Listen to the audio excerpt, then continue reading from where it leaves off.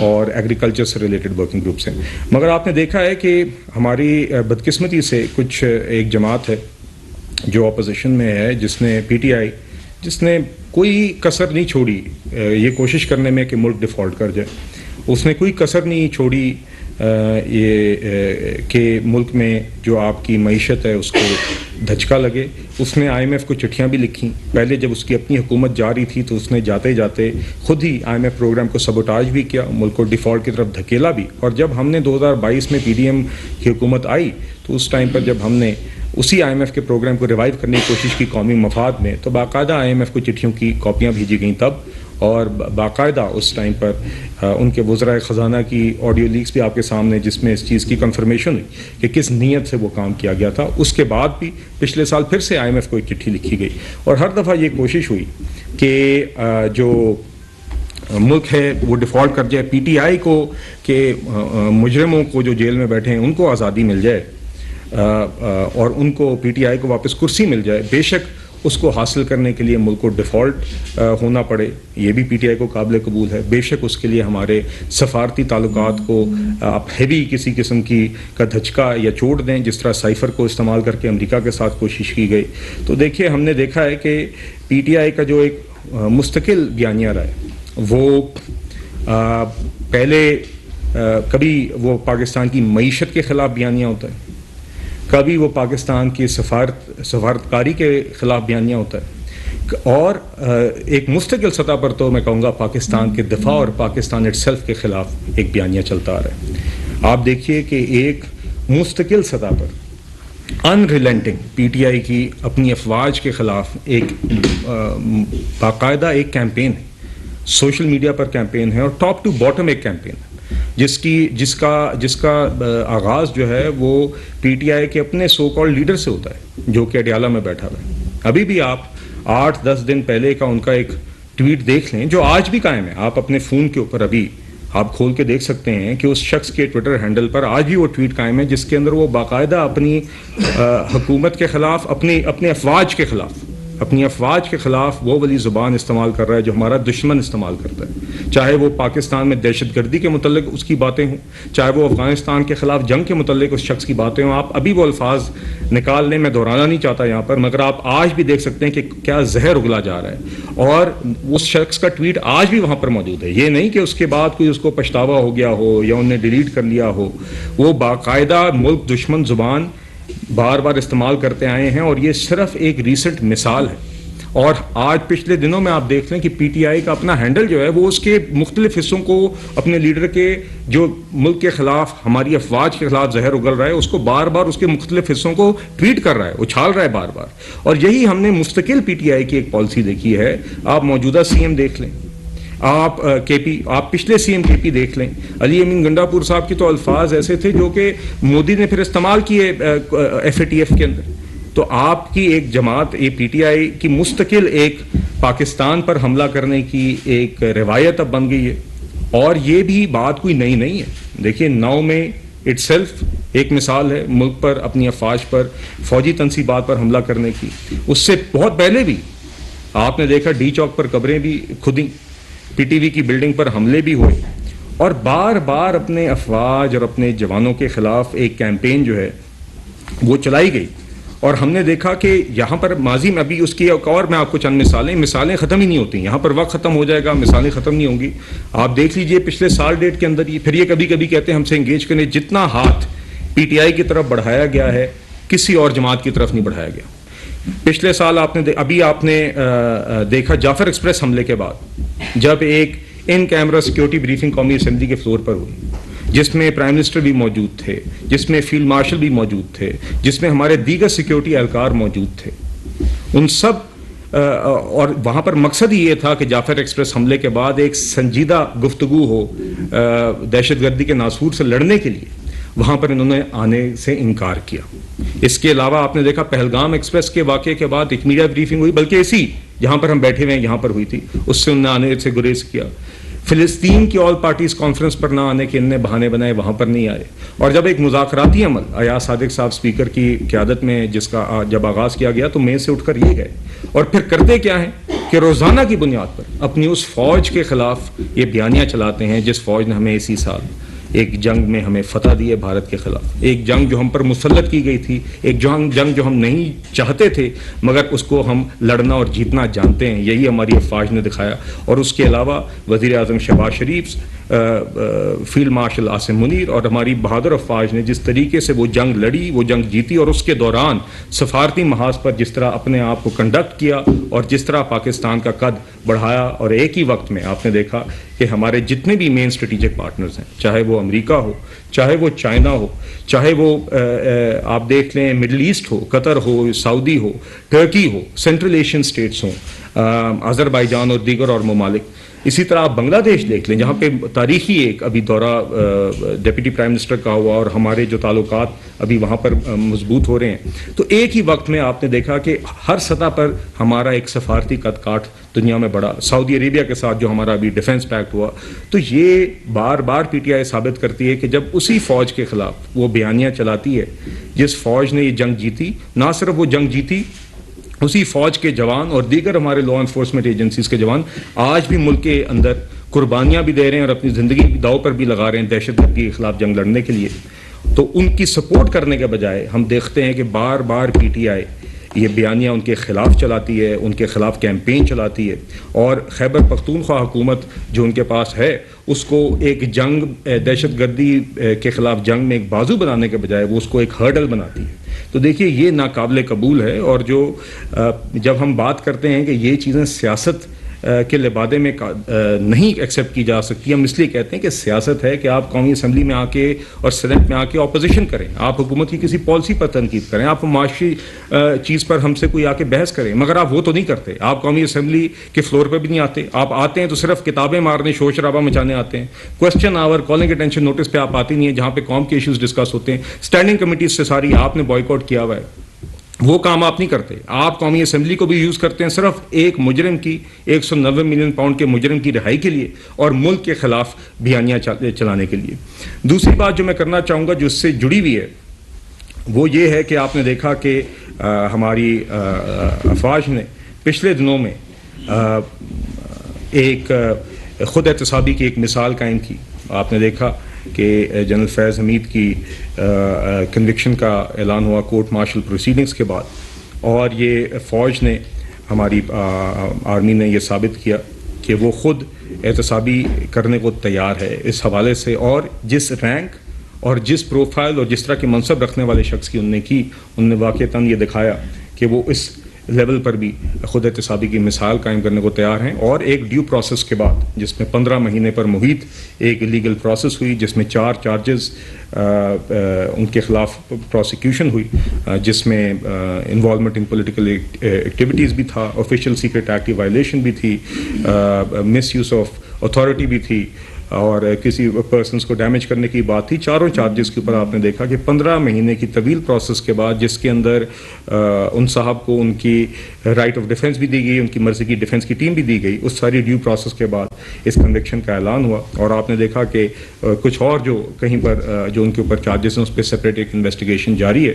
تو میرے خیال سے یہ ایک اچھی مثال قائم ہوئی ہے اور ہم یہ ان اے وے میں سمجھتا ہوں اس چیز کو انڈورس بھی کرتی ہے جو بات ہم 2018 سے 22 کے درمیان آپ کو کہتے آئے ہیں کہ ایک گٹھ جوڑ ہے جو کہ یوز کیا گیا ہماری جماعت کی قیادت کے خلاف، ہماری جماعت ہماری لیڈرشپ کو وکٹمائز کرنے کے لیے، نواز شریف صاحب کو وکٹمائز کرنے کے لیے، شہباز شریف صاحب کو وکٹمائز کرنے کے لیے، مریم نواز صاحبہ کو وکٹمائز کرنے کے لیے، حمزہ شہباز کو وکٹمائز کرنے کے لیے، رانا ثناء اللہ صاحب کو وکٹمائز کرنے کے لیے، احسن اقبال، خواجہ آصف، میں ناموں کی ایک فہرست ہے جن کے خلاف باقاعدہ ایک صرف اس شخص نے جو اڈیالہ میں ہے ان صاحب کی مدد کے ساتھ اس گٹھ جوڑ کے نتیجے میں انہوں نے ان سب کے خلاف ایک تھانے دار ہونے کا کردار ادا کیا ہے. خان صاحب نے باقاعدہ ایک ایس ایچ او کا کردار ادا کیا جنہوں نے نیب کے چیئرمین کو یرغمال بنا کے صرف ان کا ایک مشن تھا کہ میں کس طریقے سے پی ایم ایل این اور اپنی بقیہ اپوزیشن جماعتوں کو وکٹمائز کروں.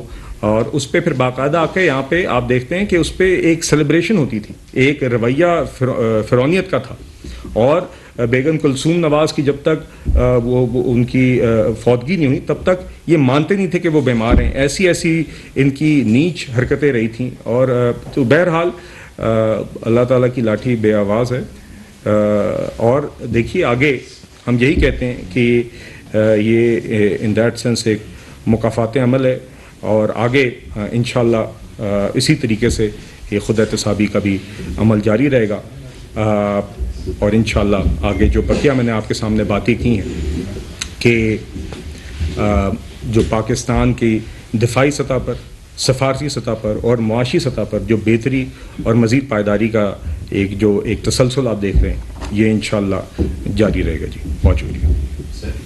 جی ابھی آپ نے بات کی ہے کہ آپ کو 2 سال ہو گئے ہیں آلموسٹ امپاورڈ. اگر بات کریں تو سر ابھی آپ یہ دیکھ رہے کہ بوم اینڈ بس کا جو سائیکل ہے اس سے پاکستان نہیں نکلا ہے. کرنٹ فسکل ایئر میں آپ کی جو ایکسپورٹ ہے وہ ڈکلائن ہے, اور آپ امپورٹ آپ کی بیسس پہ بڑھ رہی ہے جبکہ ایکسپورٹ اس لحاظ سے نہیں بڑھ رہی. اسی طرح ایف بی آر کا جو ریونیو ٹارگیٹ ہے آپ کو بھی پتہ ہے کہ 14,131 رکھا گیا, اب وہ 14,900 اور راؤنڈ 80 گیا ہو گیا ہے. لاسٹ فسکل ایئر میں بھی اسی طرح ہوا ہے. ابھی بھی آپ سمجھتے ہیں کہ یہ اسٹیبل بات ہے کہ جس سے پاکستان کی اکانومی گرو کر رہی ہے. اگر اس کے پیراڈائم بھی دیکھ لیا جائے تو آئی تھنک ابھی بھی پولیٹیکلی بھی پاکستان جو ہے گورنمنٹ بس کے سائیکل میں, کیونکہ کل سی ایم کے پی نے ایک اسٹیٹمنٹ دی ہے کہ دوبارہ سے پی آئی لیڈر نے یہ کہا ہے کہ رہائی کے لیے اور آزادی کے لیے فوری طور پہ اسلام آباد کا رخ کیا جائے.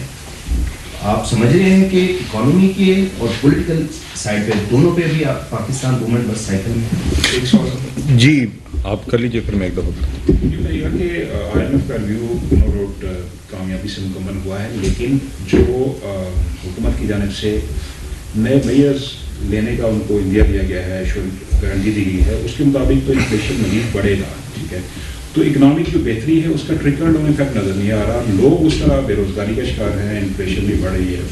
پچھلے سال بہت زیادہ تھی لیکن ابھی 4% سے بڑھ کے 6% سے اوپر چلی گئی اور 9% تک جانے کا امکان ہے جون تک.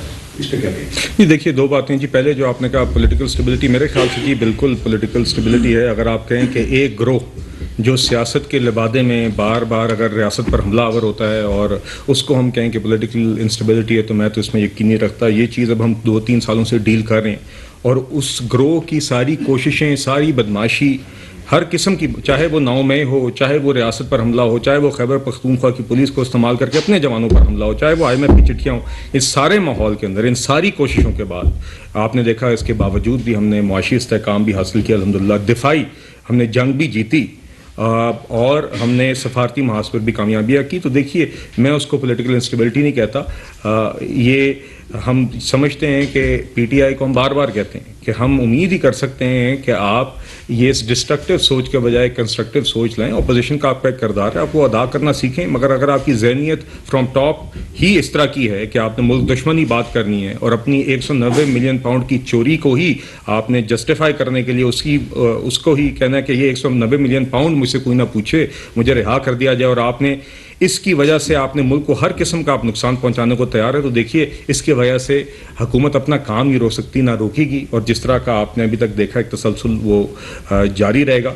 اور 190 ملین پاؤنڈ کے حوالے سے میں پھر سے یہ ضرور یاد دہانی کرانا چاہوں گا کہ جو اوپن اینڈ شٹ کیس ہے جو شخص اڈیالہ میں اس کے خلاف, یہ نیشنل کرائم ایجنسی UK نے پاکستان کی عوام کے 190 ملین پاؤنڈ پاکستانی حکومت کو دیے تھے, اور اس time per P T I کی حکومت نے وہ 190 ملین پاؤنڈ حکومتی کاموں پہ استعمال کرنے کا بجائے کسی ہیلتھ کے یا ایجوکیشن کے منصوبے یا کسی اور پروجیکٹ کے اوپر یا کوئی حکومتی کام پر استعمال کرنے کے بجائے انہوں نے بند لفافے میں کابینہ کے فیصلے کو استعمال کر کے اسی شخص کی جیب میں واپس وہ پیسے ڈالے جس شخص نے باہر UK کی نیشنل کرائم ایجنسی کو وہ پیسے ادا کیے تھے. یہ ایک ڈے لائٹ رابری ہے جو کہ کابینہ کے فورم کو استعمال کر کے اس شخص نے کی جو اڈیالہ میں بیٹھا ہوا ہے, جس کی کوئی مثال نہیں ہے, اور آج وہ کہتا ہے کہ اس کے بارے میں مجھ سے نہ پوچھا جائے اور مجھے رہا کر دیا جائے, اور ہم دیکھتے ہیں کہ پھر خیبر پختونخوا کی حکومت کو بھی صرف اسی کام کے لیے استعمال کیا جاتا ہے. خیبر پختونخوا کے سی ایم کو بھی کہا جاتا ہے کہ آپ شدت سے ریاست کے ساتھ لڑیں, آپ دہشت گردی کے خلاف جنگ لڑنے کے بجائے, آپ معاشی بہتری میں ہاتھ ڈالنے کے بجائے آپ کا صرف ایک ٹی او آر ہے کہ ریاست کے ساتھ زور سے ٹکر ماریں. دہشت گردی کی جنگ میں پاکستان میں جو جاری ہے, جس میں ہمارے جوان قربانیاں دے رہے ہیں, اس میں آپ خلل بنیں اور آپ ہر وہ چیز کریں جس سے یہاں پر عدم استحکام کی کوئی فضا بن سکے, تاکہ وہ جو شخص جیل میں جو اپنے مجرموں کی وجہ سے بیٹھا ہوا ہے وہ رہا ہو سکے. تو دیکھیے یہ کوششیں ان کی جاری رہیں گی اور ہم اس کو رکاوٹ نہیں بننے دیں گے. مگر جو آپ نے دوسری بات کی, دیکھیے, اور آپ نے اور شکیل صاحب نے, دیکھیے بات یہ ہے کہ ہم سمجھتے ہیں کہ اب یقیناً اب ہمارا نیکسٹ اسٹیپ یہی ہے کہ ہم نے پائیدار سسٹینیبل اکنامک گروتھ کی طرف جانا ہے. اس کے اندر ہم بالکل ایک اسٹیئرنگ کمیٹی ہے on the implementation of tariff reforms. آپ کو پتہ ہے کہ ہم نے نیشنل ٹیرف ریفارمس کا بھی اعلان کیا, جس میں custom duties, additional custom duties, regulatory duties 5 سال کے عرصے میں ایک گریجولی نیچے آئیں گی. اور اس کا مقصد یہ ہے کہ ہماری جو را مٹیریلز ہیں, جو انٹرمیڈیٹ گڈز ہیں, جو ہمارے ملک میں انڈسٹری کی ضرورت ہیں, جو بالخصوص ہمارے ایکسپورٹرز کی ضرورت ہیں, اور ہمارے وہ انڈسٹریل سیکٹرز جو ایکسپورٹ کرنا چاہتے ہیں ان کی ضرورت ہے, ان کے لیے آسانی اس سے بنے گی, اور ہماری معیشت میں کمپیٹیٹیونیس بھی بڑھے گی, اور ہمارے جو شہری ہیں ان کو بھی پھر بہتر معیار کی اور سستے داموں پر گڈز ملیں گی. یہ اس کا ایک ہدف ہے. مگر یہی کمیٹی ساتھ ساتھ جو آپ نے بات کی ٹریڈ ڈیٹا کی, نہیں میں اس پہ آتا ہوں جی. پہلے جو آپ نے بات کی یہ کرنٹ اکاؤنٹ سے ریلیٹڈ, تو اس پہ باقاعدہ وہ فورم ہے جہاں پر جائزہ بھی لیا جاتا ہے. وزیر اعظم صاحب خود بھی ان چیزوں کو بڑے غور سے دیکھ رہے ہیں. اسٹیٹ بینک بھی وہاں پہ موجود ہوتا ہے, کامرس ہوتی ہے, ایف بی آر ہوتا ہے, اور ہم دیکھ رہے ہیں کہ کس طرح ہم نے دونوں چیزوں کو بیلنس کرنا ہے. ہم نے اپنی معیشت کے اندر کمپیٹیٹیونیس بھی لانی ہے, ہم نے معیشت کے را مٹیریلس کی کاسٹ بھی کم کرنی ہے, اور آگے کس طرح ہم نے آگے آہستہ آہستہ ایکسپورٹ اورینٹیڈ سیکٹرز کو مدد بھی دینی ہے, اور اس ٹیرف پالیسی کو بھی کامیاب کرنا ہے. اور اس کے اندر ساتھ ساتھ جو انڈیویجول انڈسٹریز کے کوئی تحفظات, کوئی فیڈ بیک آتی ہے وہ بھی ہم سنتے ہیں. تو یہ سارا کام پرائیویٹ سیکٹر کی مشاورت سے ہو رہا ہے, اور بنیادی فوکس یہی ہے کہ دیکھیے یہی چیلنج ہے کہ ہم نے کس طرح اس دفعہ معاشی گروتھ ایسی لے کے آنی ہے جس کے ساتھ ایکسپورٹ بڑھے. دیکھیے ادروائز آپ نے دیکھا ہے ماضی میں G D P growth itself بڑھانے کے لیے آپ لیکوڈیٹی اگر آپ پمپ کر دیں معیشت کے اندر, اور کنزمپشن لیڈ گروتھ جو کہ امپورٹ لیڈ ہو, جس سے آپ کا سارا پروڈکٹیو گروتھ سے یا پروڈکٹیو سیکٹرز میں گروتھ کے بجائے consumption led G D P growth ہو, جس سے امپورٹ بھی بڑھی ہو, وہ اس طرح کی جی ڈی پی گروتھ کی تو آ جاتی ہے, مگر پھر وہ ہمارا مقصد نہیں پورا ہوتا اور ہمیں پھر فنڈ جانا ہوتا ہے. تو اسی لیے اس دفعہ اسپیسیفک بڑا فوکس کام کیا جا رہا ہے کہ ہم کس طرح اپنی را مٹیریلس کی کاسٹ بھی کم کریں, کس طرح جو ہمارے انڈسٹری کے کنسرنز ہیں, کاسٹ آف ڈوئنگ بزنس ہے یا ان کی جو مارکیٹیبلٹی ہے, اس کے جو دیگر پہلو ہیں سب کو دیکھا جا رہا ہے, اور انشاءاللہ اس کی بھی اپڈیٹس آپ کے سامنے آئندہ لاتے رہیں گے.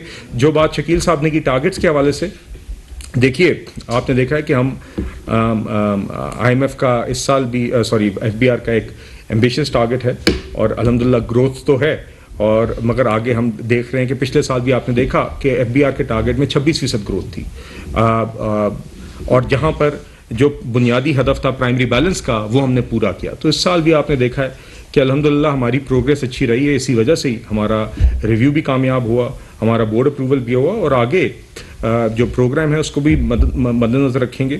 اور ساتھ ساتھ ہم نے یہ جو دیگر پرائرٹیز ہیں جس میں اپنا پرائمری بیلنس اور فسکل ڈسپلن بھی قائم رکھنا ہے, مگر ساتھ ساتھ وہ چیزیں جو ہماری انڈسٹریل گروتھ کے لیے, ہماری ایکسپورٹ گروتھ کے لیے, ہماری معیشت میں روزگار کی ضرورت ہے, اس کو بھی اب ہم بیلنس کریں گے, اور انشاءاللہ اسی طرح آپ کے سامنے اپڈیٹس لاتے رہیں گے. میرا سوال یہ ہے کہ اتنی بڑی جنگ جیتنے کے بعد جو پاکستان میں اکانومی کے مسائل ہیں اور سیاسی مسائل ہیں, ان کو حل کرنے کی جو کیپیسٹی ہے اس پہ سوالات ہوتے ہیں, اور ساری دنیا حیران ہے کہ اتنے بڑا مارکا کرنے کے بعد اس کو نام بھی مارکے کا دیا گیا, بنیاد مرصوص مارکا.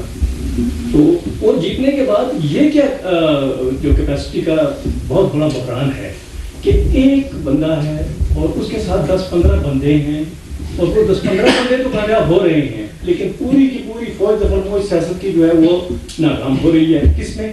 ایک چیز میں کہ وہ اکانومی کو چلنے دینے کے لیے اس کی سپورٹ حاصل کی جائے, اس پورے پولیٹیکل اپوزیشن کی، بجائے اس کے کہ اس سے لڑا جائے. اور اگر لڑنا ہے تو پھر صحیح طرح کیوں نہیں لڑ رہے آپ نے ایک بندے کو پہنچا دیا. آپ کا سر سوال ہے یا تجزیہ؟ سر مجھے بتا دیجیے، سوال کر لیجیے، پھر مجھے سوال بتائیے. آپ انٹرپٹ نہ کریں پلیز. نہیں میری گزارش ہے آپ سوال کر لیجیے سر. نہ کریں.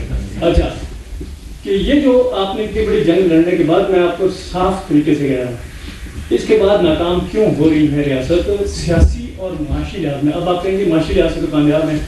آپ نے جتنے IMF سے لیے ہیں اور وہ پیسے، اور ان پیسوں کے بجائے اس جگہ پر آپ نے جتنے بھی شرائط رکھے ہیں سامنے، ان میں کیا آپ کو نظر نہیں آ رہا کہ وہ شرائط پوری کرنے کے قابل نہیں؟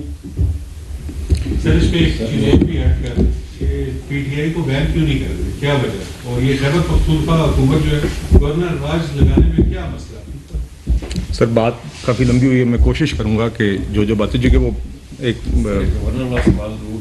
نہیں سر میں دوں گا. پہلے میں وہ جو بات سر نے کی، دیکھیے بات یہ اس میں آپ کی سوال میں بھی تجزیہ تھا جس سے میں اتفاق نہیں کرتا.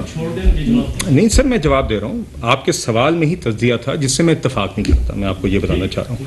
تو بالکل میرے خیال سے معاشی ٹیم نے جو ہدف حاصل کیا ہے، جس سے آپ بے شک اتفاق نہ کریں، وہ آپ کی مرضی ہے، مگر پچھلے سال ڈیڑھ میں جو اسٹیبلائزیشن ہوئی ہے یہ اسی حکومت اور اسی معاشی ٹیم نے حاصل کی ہے، ساری ایکسپیکٹیشنز کے برعکس. پچھلے سال بھی جون میں لوگ سمجھتے تھے کہ یہ ملک جو ہے IMF کا پروگرام نہیں اگری خسکے گا، اسٹیبلٹی نہیں آئے گی. پھر پچھلے سال اسی طرح کی آوازیں آئی تھیں کہ جی دیکھیے یہ جو بجٹ اعلان کر دیا گیا مالی سال 2025 کے لیے، یہ تو اہداف نہیں پورے ہو سکیں گے منی بجٹ کے بغیر. تو اسی ٹیم نے ہی وہ اہداف بھی پورے کیے. اسی ٹیم نے ہی مہنگائی کی شرح 24-25% سے نیچے لا کے 6% پر لے کے آئی. اسی ٹیم نے آپ کے زرعی مبادلہ کے ذخائر بھی مستحکم کیے. اسی ٹیم نے ہی آپ کوئی تینوں ریٹنگز ایجنسیز بین الاقوامی سطح پہ، وہ ہماری کہنے پہ نہیں لکھتی، S&P ہے، موڈیز ہے، فچ ہے، تو وہ انہوں نے آپ کے سامنے ریٹنگز بڑھائیں. اور بین الاقوامی سطح پر ابھی FBR کے اندر جو ریفارمز کا عمل جاری ہے، اس کو ابھی IMF ورلڈ بینک کی اینجول میٹنگز پہ پذیرائی ملی ہے، وہاں پہ اس کو پریزنٹیشن سلاٹ ملا ہے. تو یہی ٹیم کر رہی ہے. تو اس لیے آپ کی جو سوال کی بنیاد تھی وہ میرے خیال سے غلط تھی اس حوالے سے. اور انشاءاللہ یہی ٹیم آگے جو وہ اہداف ہیں ہماری سسٹینیبل ایکسپورٹ لیڈ گروتھ کے، جو ماضی میں دیگر حکومتوں میں فرینکلی ہمارے لیے ایلوسو رہے ہیں، اس کو اس دفعہ اب ہم حاصل کرنے کے لیے ایک بڑے اسٹرکچرڈ طریقے سے اور ٹیم ورک کے ساتھ ہم اس میں کام کریں. بے شک اس کے اندر ہماری SIFC کا، فیلڈ مارشل عاصم منیر کا بھی بڑا ہاتھ ہے، اور ان کی بڑی اور یہ as a team, as a ریاستی ٹیم آپ کہہ لیں whole of the government approach کے ساتھ ہم آگے یہ کام جاری رکھیں گے. تو اس لیے میری گزارش ہے کہ جس طرح پچھلے 1.5 سال میں اسی ٹیم نے آپ کو اسٹیبلٹی دی ہے، انشاءاللہ آگے بھی آپ کو یہی ٹیم کرتے ہوئے نظر آئے گی. میں یہ ضرور کہوں گا کہ جس طریقے سے اس دفعہ ہم پرائیویٹ سیکٹر کے ساتھ شراکت داری کر رہے ہیں، اور جس طرح ان کو بھی ہم نے میز پہ بٹھایا، اور پرائم منسٹر صاحب نے خود اور ان کی تجاویز کو بھی سن رہے ہیں پرائم منسٹر صاحب، کیونکہ ہم سمجھتے ہیں کہ پرائیویٹ سیکٹر نے ہی آگے بنیادی طور پہ حکومت کا ایک رول ہے پالیسی میکنگ کا، حکومت کا رول ہے کہ ریڈ ٹیپ کو کم کرے، حکومت کا رول ہے کہ ہم ایسی پالیسی اختیار کریں جس سے private sector investment, private sector growth enable ہو. مگر بنیادی طور پہ ہم چاہتے ہیں کہ پرائیویٹ سیکٹر نہیں کارخانے بھی لگانے ہیں، پرائیویٹ سیکٹر نے ہی ایکسپورٹ ہی کرنا ہے، پرائیویٹ سیکٹر نے ہی کل نوکریاں دینی ہیں، اور حکومت نے ان کے ساتھ مشاورت کر کے ایسی پالیسیز لے کے آنی ہیں. ہماری ساری چادر کو دیکھتے ہوئے، ساتھ ساتھ ہماری چادر کو دیکھ کر ہم پاؤں پھیلاتے ہیں. یہ فزیکل ہماری کنسٹرینٹس جو ہیں، مگر اب ہم دیکھ رہے ہیں کہ کس طرح آگے ہم اب اسٹیبلائزیشن کے بعد اگلے مرحلے میں جائیں، اور فنڈ میں IMF کے پروگرام میں ہونے کی اپنی کنسیڈریشنز ہوتی ہیں. ان ساری چیزوں کو مد نظر رکھتے ہوئے اسی طریقے سے، اسی سنجیدگی کے ساتھ آپ کو یہ ٹیم آگے کام کرتے ہوئے نظر آئے گی. میرے خیال سے اس کے اندر آپ دیکھ رہے ہیں کہ NFC کی ڈسکشنز کا بھی ایک اہم حصہ ہے، اس کا ایک باقاعدہ فارملی آغاز ہو گیا ہے. یقیناً یہ ہمارے جو چاروں صوبے ہیں بالخصوص اور وفاقی حکومت کو مل کے ہی جو ہماری پالیسیز ہوں گی اس کا ایک اثر آئے گا. بہت ساری ایسی چیزیں ہیں جو ڈیوالوڈ سبجیکٹس ہیں، ایگریکلچر ہو، ہیلتھ ایجوکیشن اور دیگر اور شعبے ہیں، تو ہم ان کے ساتھ بھی مستقل کوآرڈینیشن کر رہے ہیں، اور یہ مل کر ہی ہم سارے کام کریں گے. اور NFC کی ڈسکشن بھی with an open mind in that spirit کریں گے. تو یہ ساری چیزیں مل کے ان اہداف کو حاصل کرنے کا سبب بنے گی جو میں نے آپ کے سامنے بیان کیے ہیں. جی آپ نے بات کی. جی سر آپ کی آپ یاد دہانی کرا دینا جی، کیونکہ آپ کا سوال بہت لمبا تھا.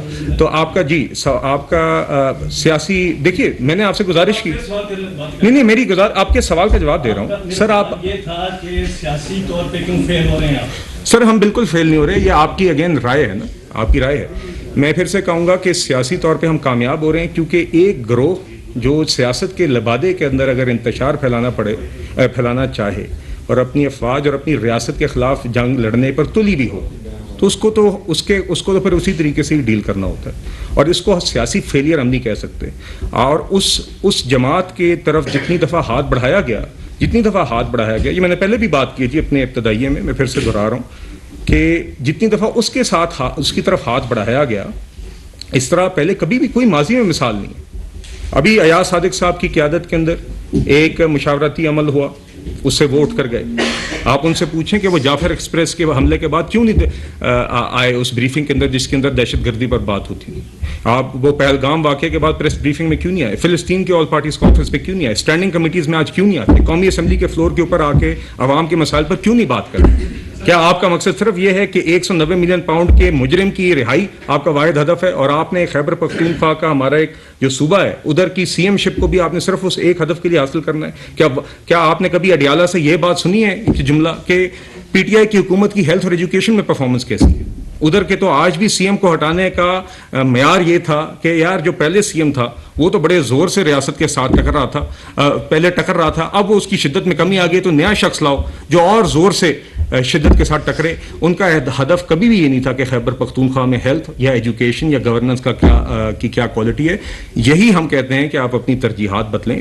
باقی پارلیمنٹ وہ فورم ہے، دیگر دفعہ آپ کی طرف ہاتھ بڑھایا گیا ہے، آپ اگر ہوش کے ناخن لیں گے، اگر آپ ایک کنسٹرکٹیو اور ملک دوست سوچ اختیار کریں گے تو سب لوگ یہاں پہ آپ سے بات کرنے کو تیار ہیں. مگر اگر آپ بار بار سیاست کے لبادے میں اپنی افواج پر حملہ کریں گے، اپنے جوانوں پر حملہ کریں گے، اپنی حکومت پر حملہ کریں گے، اپنی ملک کی معیشت پر حملہ کریں گے، اپنی ملک کی سفارت پر حملہ کریں گے تو یہ کسی بھی صورت قابل قبول نہیں ہے. آپ نے ابھی آئی ایم ایف کا ایک مبارکباد آپ کو، لیکن اگلی کس کی حصولی آپ کا مشن ہے اس پر آپ نے رابطہ ٹیکس سے زائد شرائط جو ہے وہ آئی ایم ایف کی مان لی ہے.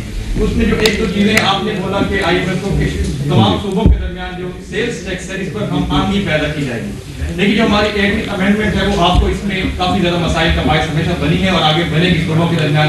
پاکستان ایک فیڈریشن اسٹیٹ ہے، اس میں خاص کر کے پی کے کو آپ کس طرح اس میں ہم آگے میں لائیں گے یا بقیہ صوبوں؟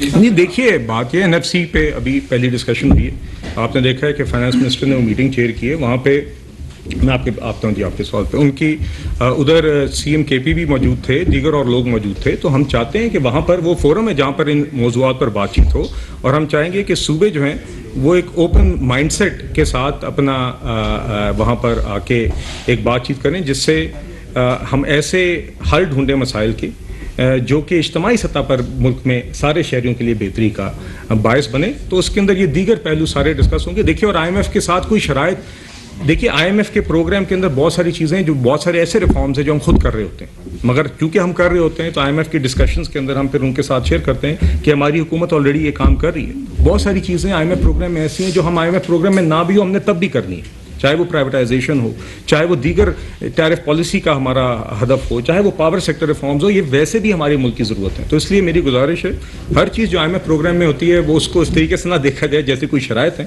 یہ وہ چیزیں جو ہم ریفارم ایجنڈا اگری کرتے ہیں اور اس کے اندر پرائمری بیلنس اور دیگر چیزیں ہم اگری کرتے ہیں. میرے خیال سے آپ کا سوال تھا جی پیچھے جی سر جی یہ دیکھیے جی گورنر راج پہ میں صرف اتنا کہوں گا کہ آئین میں وہ ایک آپشن موجود ہے.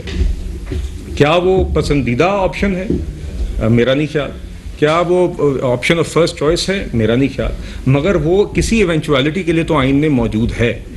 کوئی بھی یہ نہیں چاہتا کہ آئیڈیل صورتحال میں کہ گورنر راج کی طرف جایا جائے. مگر اگر ایسی صورتحال ہو اور بدقسمتی سے ہم دیکھ رہے ہیں کہ اگر آپ کی ایک صوبے کے اندر ایک جماعت ہو جو جس نے حکومت سنبھالی اور بار بار اس کا ریاست کے خلاف ایک بیان بازی ہو، ریاست کے خلاف اس کا سارا بیانیہ ہو، اور وہ صوبہ خود خیبر پختونخوا دہشت گردی کی فرنٹ لائن ہو اور اس دہشت گردی کی جنگ میں ہاتھ بٹورنے کے بجائے، وہاں پہ اپنا حصہ ڈالنے کے بجائے، دہشت گردی کے خلاف جنگ میں پارٹنر بننے کے بجائے اگر آپ وہاں پر خلل بنتے ہیں اور آپ نے اس حکومت کو ریاست کے خلاف حملے کے لیے استعمال کرنا ہے تو پھر کہیں نہ کہیں تو پھر سوچنا پڑتا ہے کہ یہ اس طرح کی آئینی آپشن کو بھی استعمال کیا جائے. مگر گورنر راج اٹ سیلف بھی ایک آئینی آپشن ہے اور یہ کوئی غیر آئینی چیز نہیں ہے، آئینی آپشن ہے.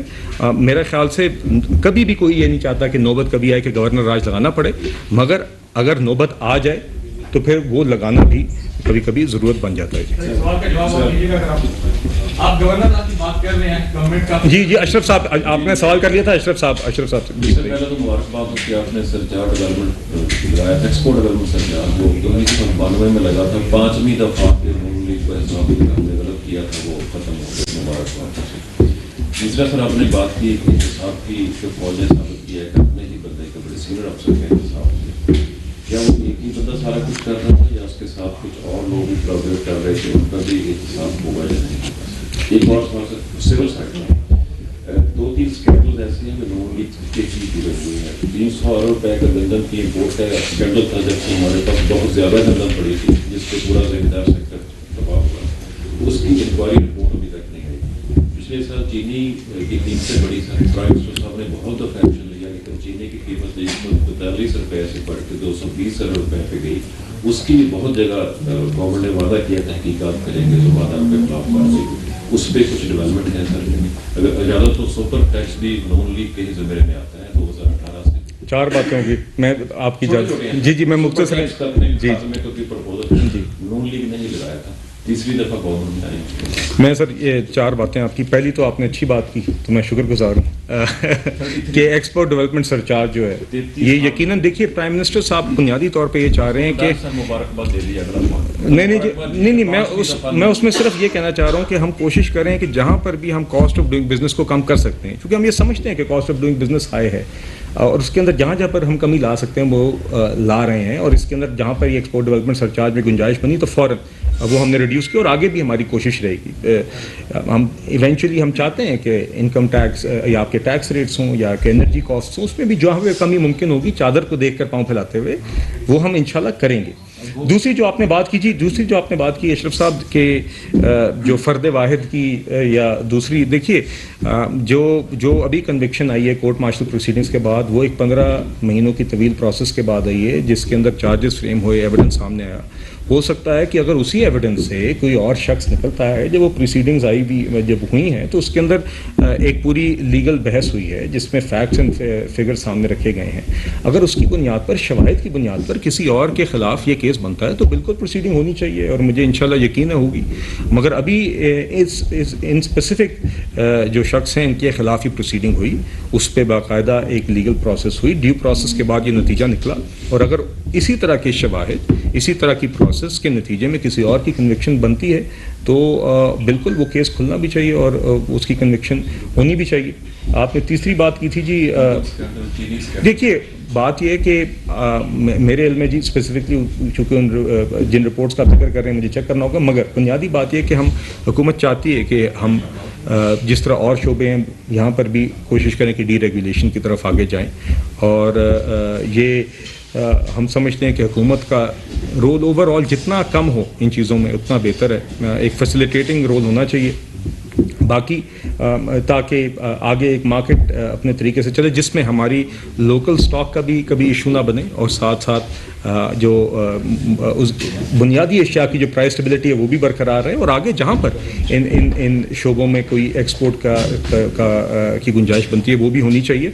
चौथी बात जो आपने की, देखिए अशरफ साहब, मैंने आपसे अभी कहा कि टैक्सेस हों, एनर्जी कॉस्ट हों, उसमें जहाँ पर गुंजाइश बनेगी वहाँ पर हम खुद चाहते हैं कि इसमें कमी आए, चाहे वो तनख्वाहदार तबका हो, चाहे वो कॉर्पोरेट्स हों, और मगर ये हमने चादर देखकर पाँव फैलाना है। मैं एक IMF प्रोग्राम में ये एक हकीकत है तो IMF के साथ भी डिस्कशन करेंगे, फिजिकल चीज़ों को, मामलात को देखेंगे, और इंशाल्लाह जिस तरह आपने एक्सपोर्ट डेवलपमेंट सरचार्ज में एक विल पावर देखी है गवर्नमेंट की, जहाँ पर मुमकिन है वहाँ पर हम करेंगे, और इंशाल्लाह इसके हवाले से भी आपको आइंदा अपडेट देते रहेंगे। थैंक यू, बहुत शुक्रिया।